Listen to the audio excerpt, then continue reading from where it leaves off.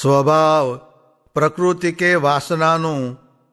સ્વામિનારાયણ હરે સંવત 1884 શ્રાવણવદી અમાવાસ્યાને દિવસ રાત્રિને સમયે સ્વામી શ્રી સહજાનંદજી મહારાજ શ્રી ગરડા મધ્યે દાદા ખાચરના દરબારમાં પોતાને ઉતારે વિરાજમાન હતા અને સર્વ શ્વેત વસ્ત્ર ધારણ કર્યા હતા ને પોતાના મુખારવિંદની આગળ સાધુ તથા દેશ દેશના હરિભક્તની સભા ભરાઈને બેઠી હતી.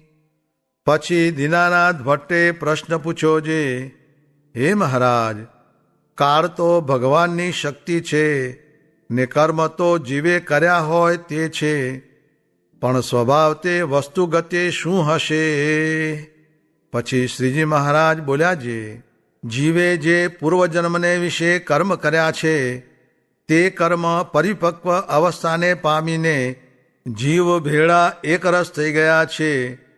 જેમ લોઢાને વિશે અગ્નિ પ્રવેશ થઈ જાય તેમ પરિપક્વપણાને પામીને જીવ સાથે મળી રહ્યા એવા જે કર્મ તેને જ સ્વભાવ કહીએ અને તેને જ વાસના તથા પ્રકૃતિ કહીએ. પછી મુક્તાનંદ સ્વામીએ પ્રશ્ન પૂછ્યો છે, હે મહારાજ, જીવ સાથે એકરસપણાને પામી રહ્યા એવા જે કર્મ એને જ સ્વભાવ તથા વાસના કરીને કહો છો, એ વાસનાને ટાળ્યાનો શો ઉપાય છે? પછી શ્રીજી મહારાજ બોલ્યા છે, એ વાસના ટાળ્યાનો ઉપાય તો આત્મનિષ્ઠા એ સહિત શ્રી કૃષ્ણ ભગવાનની ભક્તિ કરવી એ જ ભાસે છે. અને જો આત્મનિષ્ઠા વિના એકલી જ શ્રી કૃષ્ણ ભગવાનની ભક્તિ હોય તો જેમ ભગવાનમાં હેત કરે તેમ બીજા પદાર્થમાં પણ હેત થઈ જાય. માટે આત્મનિષ્ઠા સહિત ભક્તિ કરવી એ જ વાસના ટાળ્યાનો ઉપાય છે. અને આત્મનિષ્ઠાવાળાને પણ જો કોઈક ભૂંડા દેશકાળાદિકને યોગ્ય કરીને અજ્ઞાનીની પેઠે જ ક્ષોભ થઈ આવે પણ ઝાઝી વાર ટકે નહીં. ઇતિ વચનામૃતમ. એ રીતે ગરડા અંત્ય પ્રકરણનું 20મું વચનામૃત જે તે થયું. કથા વંચાવતા વાત આવી જે વ્યાસજીને શાંતિ ન થઈ. તે ઉપર બોલ્યા જે આપણને ભગવાન મળ્યા અને ભગવાન જેવા સાધુ મળ્યા તો પણ શાંતિ થતી નથી. તેનું કારણ એ છે જે એક તો વિષયમાં રાગ ને બીજું ભગવાનની આજ્ઞા પ્રમાણે વર્તાય નહીં ને ત્રીજું અજ્ઞાન, તેણે કરીને શાંતિ થતી નથી. સ્વામિનારાયણ સ્વામીએ વાત કરી છે, જીવ માત્ર લઘુશંકાના છે તેનું ભજન કરે છે એ વિના તો રહેવાય નહીં. તે ક્યાં સુધી જે વૈરાટ સુધી ન રહેવાય અને એમાંથી તો એક શંકાદિક તર્યા ને આ તો મહારાજે નવો ઉઠાવ કર્યો છે ને આપણે તો કોક લોકમાંથી આવ્યા હોઈશું તે અહીં બેસાય છે ને આવો જોગ મળ્યો છે નીકર મળે નહીં ને વિષય વિના તો જીવથી રહેવાય નહીં. તે સારું વેદે કરીને ને નિયમ બાંધીને વિષયની રજા આપી તો પણ જીવ વેદ પ્રમાણે ચાલતા નથી ને સારા સારા માણસ પણ નથી ચાલતા. કેમ જે વિષયનું બહુ બળ છે એ પ્રકારે વાત કરી. સ્વામિનારાયણ સ્વામીએ વાત કરી જે વ્યવહાર છે તે દેહે કરીને કરવો ને મને કરીને જુદા પડવું ને મનમાં ભળવા આવે તો જ્ઞાને કરીને ત્યાગ કરવો. સ્વામિનારાયણ સ્વામીએ વાત કરી જે જ્યાં સુધી પોતાને પુરુષ મનાશે ત્યાં સુધી તેને સ્ત્રી જોશે ને જ્યાં સુધી પોતાને સ્ત્રી મનાશે ત્યાં સુધી તેને પુરુષ જોઈશે ને ગમે ત્યાં જાશે પણ એમ રહેશે. માટે કહ્યું છે જે બ્રહ્મરૂપ થઈને ભક્તિ કરવી. સ્વામિનારાયણ સ્વામીએ વાત કરી જે સુખમાં દુઃખ દેખવું એ ઝાઝાને સૂઝે નહીં. એ તો સૂક્ષ્મ વાત છે. તે શું જે રસોઈયું તથા બહુ સન્માન આદિક તેમાં તો વૃત્તિઓ ફાટી જાય એવા છે ને તેમાં સુખ દેખાય છે પણ સુખ તો મોટાનો સમાગમ થાય એટલું જ બાકી નહીં.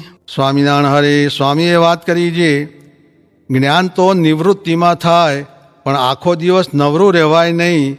તે સારું પ્રવૃત્તિમાં જોડીએ છીએ નીકર દેહાભિમાની થઈ જવાય. સ્વામિનારાયણ હરે સ્વામીએ વાત કરી જે ધર્મ સ્વરૂપાનંદ બ્રહ્મચારીના જીવમાંથી નહીં વટલવાનો સંશય ટળે જ નહીં.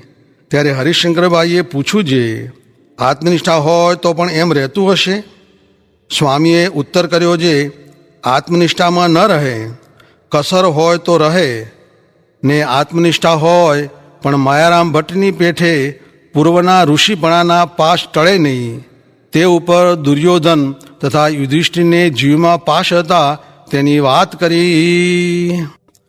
સ્વામિનારાયણ હરે સ્વામીએ વાત કરી છે, ભગવાન તથા સાધુના શબ્દથી દેહ બંધાય છે, તે દેહ કરીને ભગવાન બજાય છે, અને પોતાની સમજણ મૂકીને ભગવાન તથા સાધુની સમજણ પ્રમાણે ચાલવું.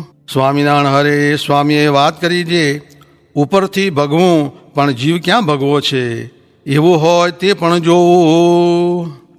સ્વામિનારાયણ હરે સ્વામીએ વાત કરી છે, વળી જ્ઞાનના શબ્દ પાડવા કેમ છે? શબ્દે કરીને તો દેહ બંધાય છે, તે કાટવી એમ કહે ત્યાં ઓલું બકરું બોલે એમ થાય, ને ગાયનો વાઘ કરી દે એવા માણસ હોય. તે ઉપર વાત કરી છે, 4 ચોરે શણગારેલી ગાય દીઠી તે લઈ લેવા ધાર્યું. પછી ઓલા બ્રાહ્મણને કહે, તુને તો એણે બાપ મર્યા કેડે વાઘ દીધો. ત્યારે બ્રાહ્મણ કહે, આ તો ગાય છે ને શું? પછી આગે જતાં વળી બીજાએ કહ્યું છે, અરે આ વાઘ લઈને ક્યાં જાય છે? ત્યારે તેને ભ્રાંતિ પડી. પછી ત્યાંથી આગે જતાં ત્રીજાએ પણ એમ કહ્યું, ત્યારે તો ઘણી જ ભ્રાંતિ પડી ને છેટે છેટે ચાલવા લાગ્યો. પછી આગે જતાં ચોથાએ કહ્યું, ત્યારે કહે, હા ભાઈ, સૌ કહે છે તે વાઘ જ હશે. પછી મૂકી દીધી. એમ આપણામાં કોઈ કહેશે જે તમારું આમ વાંકું બોલે છે, તે જ્યાં મહિનો એમ કહે ત્યાં ખરું મનાઈ જાય. માટે શબ્દ તો આકાશનો ભાગ છે, તે આકાશમાં લીન થઈ જાય છે એમ જાણવું, ને આત્મનિષ્ઠ થવું, પછી તેને લાગે જ નહીં. એમ ડાયા માણસને વિવેક જોઈએ. ને આપણને કોક સંકાદિક જેવા કહે તો શું કાંઈ સંકાદિક જેવા થઈ ગયા? ને કોક લંબકર્ણ જેવા કહે તો શું તેવા થઈ ગયા? એમાં શું, એ તો જીવનો સ્વભાવ, તે ગમે તેમ કહે. જો એમ જ મનાશે તો જોગીના લિંગનો ભંગ કેમ કહેવાશે? માટે આ 3 દેહથી નોખું વર્તવું ને જીવમાં ભજન કરવું. તેથી કારણ દેહ બળે છે, ને આ તો કારખાના પણ ઊભા છે, વ્યવહાર બીજા ત્રીજા બધા ઊભા છે. તે ગૌણપણે રાખવા ને મુખ્યપણે તો જ્ઞાન રાખવું.